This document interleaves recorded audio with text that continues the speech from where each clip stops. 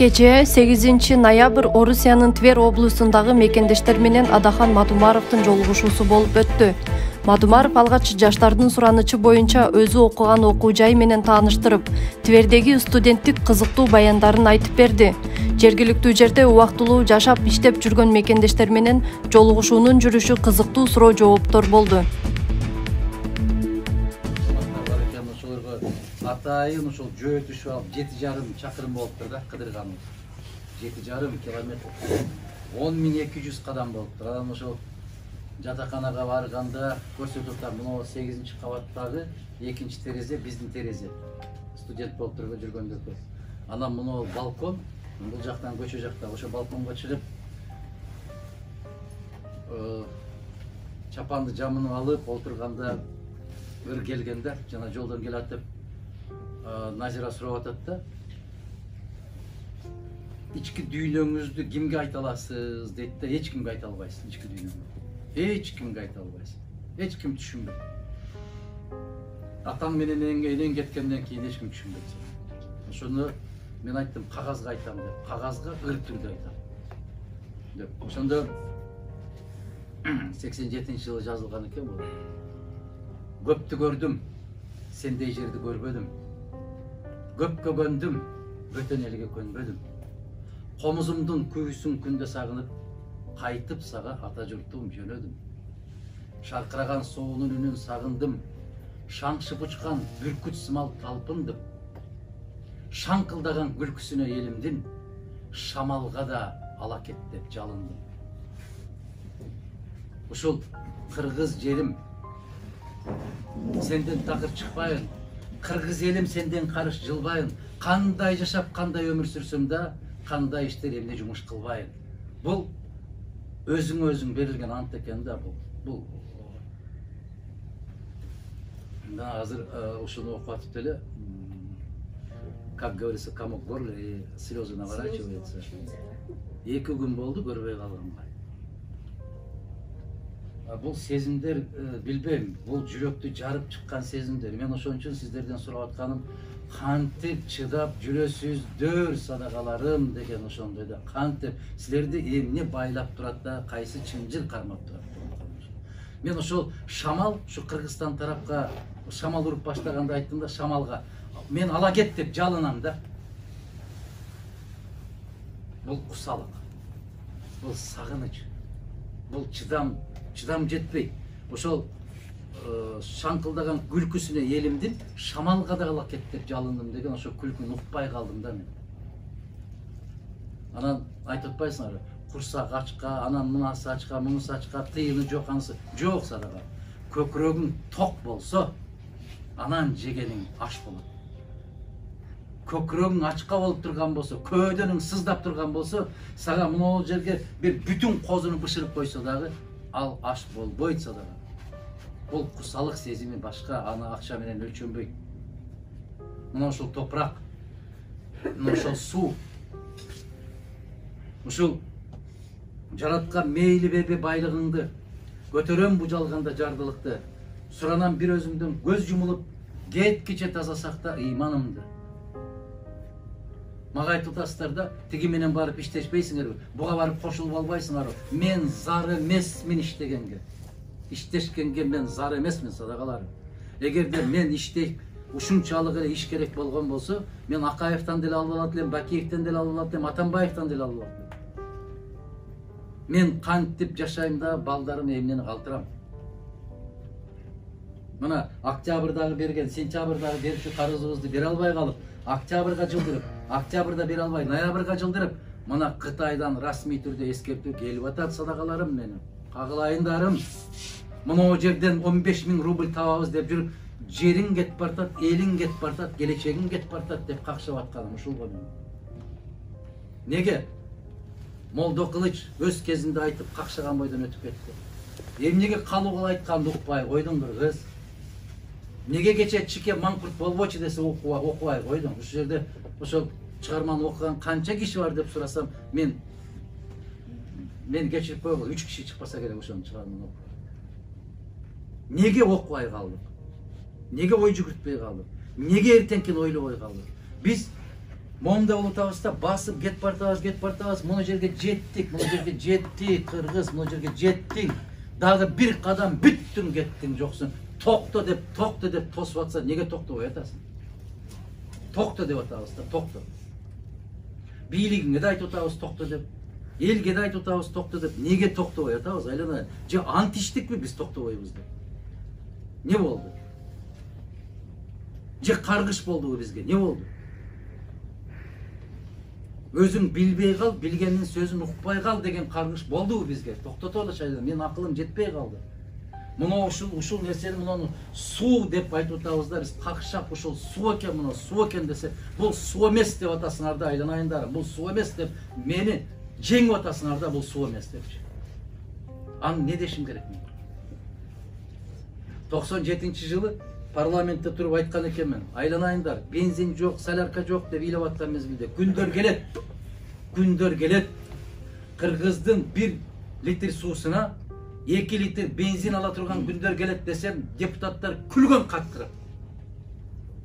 Муну жомокчуну карагыла деп. Күлгөн, ошолор тирүү. Бул кайдан чыккан бала? Эмне деген жомокту айтып атат деп. Мына азыр самолеттон учуп атасыңар. Манаска келгиле, айланайындар. 1,5 литр легенда деген сууң 50 сом турат го. Алып ичип атабыз го 50 сомго. А 1 литр бензиниң 33 сом турат го. Демек, мунун 1 литри 100 сом болуп атпайбы? 50 сомдон 100 сом болуп атат, 2 бөтөлкө алсаң. А 100 сомго сиз 3 литр бензин коюп атпайсыз. Неге кезинде айтканда түшүнбөйсүң да, ыйлап, өткөндө айттым эле да, жүрөгүмдүн тилинбеген жери калбады депчи. Тешилбеген жери калбады, айланай. Дагы эмне кылыш керек? Дагы кантип айтуу керек? Не деп сүйлөө керек? Орусча айтсам түшүнбөсө, кыргызча айтсам түшүнбөсө, эмне кылышым керек? Кантишим керек? Мына эжекеме мен 1000 жолу рахмат айтам. Стоило, чтобы при жизни услышать такие слова, хотя бы вот такие слова услышать. Сизге рахмат эже. Бар болуңуз, аман болуңуз. Мен ар бир жүрөгүмдүн ичиндеги чепкен кылдарын сезип турсуз. Сизге терең ыраазычылык билдирем. Аман болуңуз. Пока что ушундай эжекелерибиз бар, ушундай энелерибиз бар. Биздин үмүт өчпөйт. Кудайга алса. Бар болуңуз.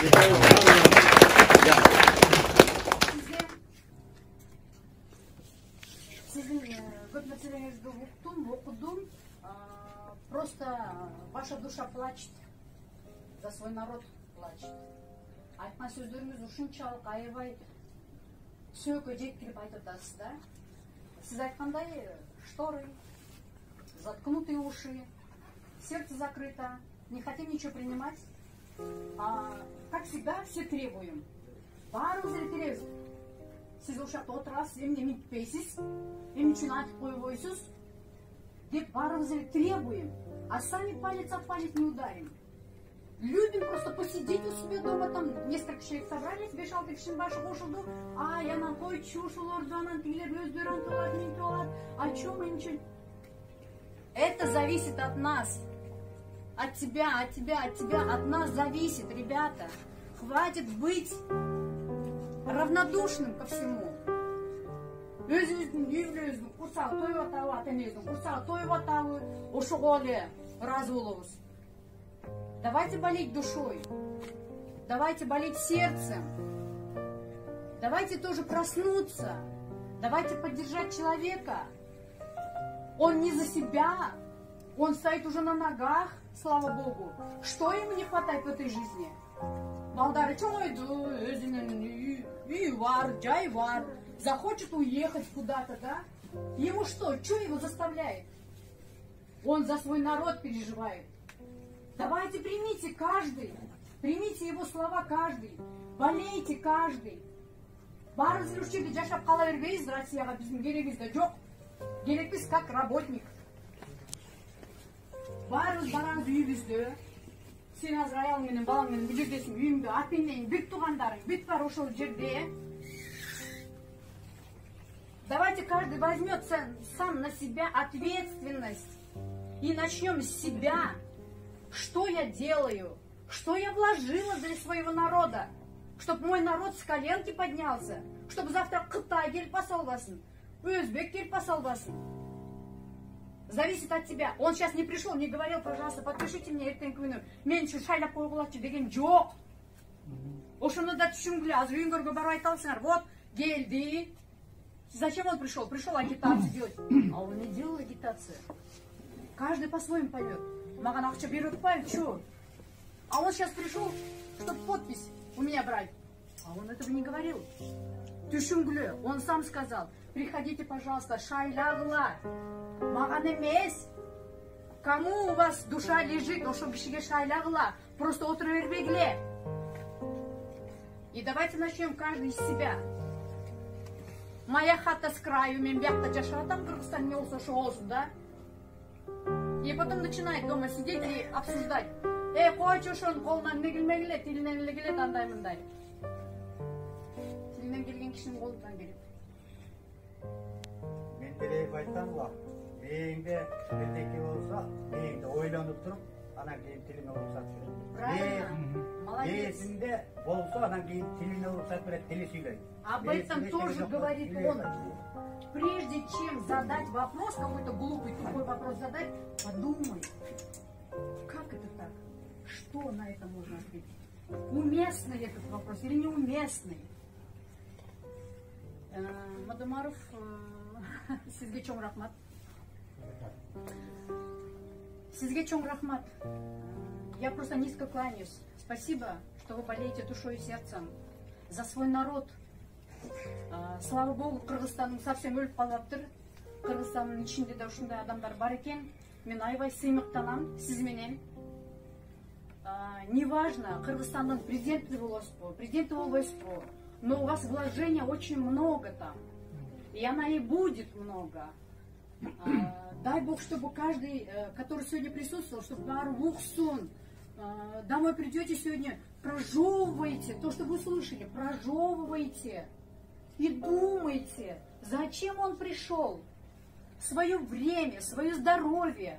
Понимаете, каждый человек, когда вот так вот высказывает, он же тоже болеет, да? Развалился,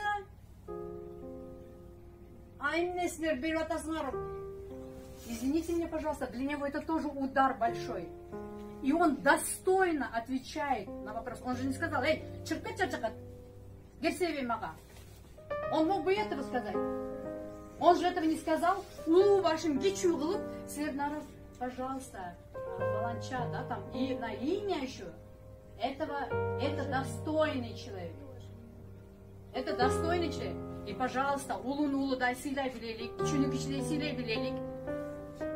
И прежде чем что-то делать, пожалуйста, 7 раз отметь, 1 раз отрежь. Подумайте, прежде чем задавать вопросы. Дай Бог вам здоровья. Живите долго, счастливо, богато. Дай Бог, чтобы наш народ жил. Наш народ думал так же, как и вы. Пусть у нас будет процветание. Конечно, сейчас не только Кыргызстан на колене, сейчас и Россия на колене. Понимаете, это как бы вирусные заболевания. Подтягивают друг друга. И поэтому Кыргызстан — это такой народ, это светлый народ, это жемчужина, Кыргызстан тоже, да? Мы не какой-то там народ непонятный. Мы гордость Кыргызстана. И поэтому, пожалуйста, чтобы наш народ жил в счастье, в здравии, в богатстве, в любви, в уважении. Это зависит от нас с вами, от меня, от тебя. И давайте начнем каждый с себя, пожалуйста. И я вам очень благодарна еще раз, пожалуйста. Спасибо большое. И всем спасибо. Мен ушул сөздү келгенде